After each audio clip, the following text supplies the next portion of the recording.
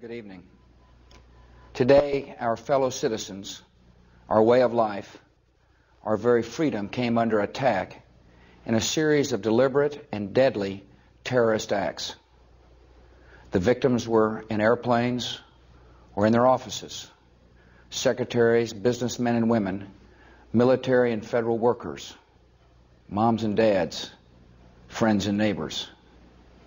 Thousands of lives were suddenly ended by evil, despicable acts of terror.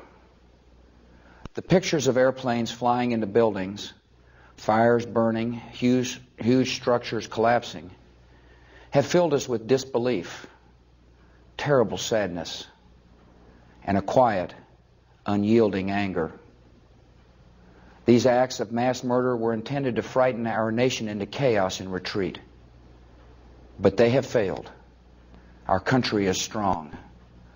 A great people has been moved to defend a great nation. Terrorist attacks can shake the foundations of our biggest buildings, but they cannot touch the foundation of America. These acts shattered steel, but they cannot dent the steel of American resolve.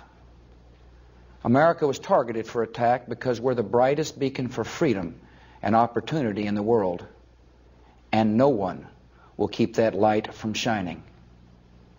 Today our nation saw evil, the very worst of human nature, and we responded with the best of America, with the daring of our rescue workers, with the caring for strangers and neighbors who came to give blood and help in any way they could.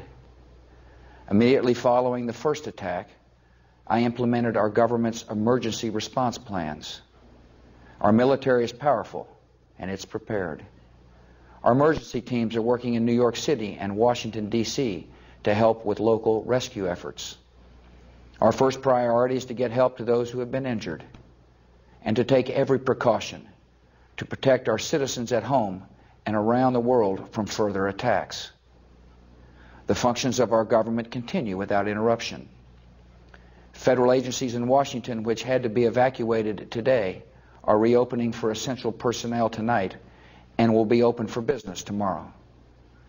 Our financial institutions remain strong, and the American economy will be open for business as well.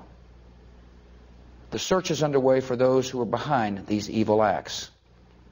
I've directed the full resources of our intelligence and law enforcement communities to find those responsible and to bring them to justice. We will make no distinction between the terrorists who committed these acts and those who harbor them. I appreciate so very much the members of Congress who have joined me in strongly condemning these attacks. And on behalf of the American people, I thank the many world leaders who have called to offer their condolences and assistance. America and our friends and allies join with all those who want peace and security in the world, and we stand together to win the war against terrorism. Tonight I ask for your prayers for all those who grieve, for the children whose worlds have been shattered, for all whose sense of safety and security has been threatened. And I pray they will be comforted by a power greater than any of us, spoken through the ages in Psalm 23. Even though I walk through the valley of the shadow of death, I fear no evil, for you are with me. This is a day when all Americans from every walk of life unite in our resolve for justice and peace.